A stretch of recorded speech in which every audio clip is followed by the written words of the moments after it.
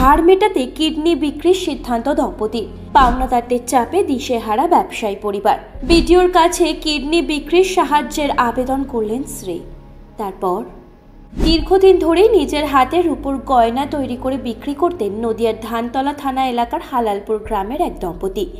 গত কয়েক বছরে তাদের ব্যবসা লোকসানের সম্মুখীন হওয়ায় বাজারে বেশ কিছুটা দেনা হয়ে গিয়েছে, যা মেটাতে ফের দেনার দায়ে আর্থিক অনটন চরমে পৌঁছে গিয়েছে। এদিকে টাকা আদায় করতে প্রায়ই বাড়িতে নিত্য পাওনাদারদের আনাগোনা লেগেই থাকে। একটা পর্যায়ে ওই পাওনাদারদের চাপ এতটাই অসহনীয় হয়ে ওঠে যে ওই দম্পতি আত্মহত্যার কথাও ভাবতে শুরু করেন। কিন্তু তাদের একমাত্র 9 বছরের কন্যার মুখ চেয়ে সেই সিদ্ধান্ত থেকে সরে আসেন তারা। তাহলে উপায় কি? অবশেষে দিশেহারা ওই দম্পতি সিদ্ধান্ত নেন তারা নিজেদের একটি করে কিডনি বিক্রি করে দেবেন। স্থানীয় সূত্রে জানা গেছে, ধানতলার হালালপুর গ্রামের বাসিন্দা খোকন সন্ন্যাসী ও তার স্ত্রী অলকা সন্ন্যাসীর পরিস্থিতি আগে বেশ ভালোই ছিল, কিন্তু বছর কয়েক ধরে তাদের পরিস্থিতির অবনতি ঘটে।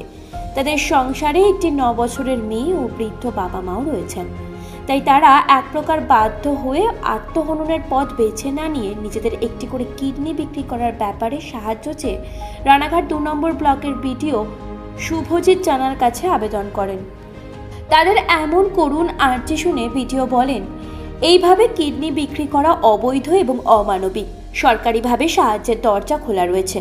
প্রয়োজনে আমরা স্বনির্ভর গোষ্ঠীর মাধ্যমে অথবা অন্যান্য সরকারি প্রকল্পের মাধ্যমে আর্থিক সহায়তার ব্যবস্থা করতে পারি।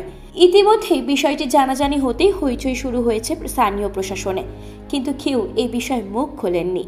আর এই সব মিলিয়ে আপাতত অনিশ্চয়তার মধ্যে দিন কাটছে ওই দম্পতির। Bureau report, TV7 Bangla.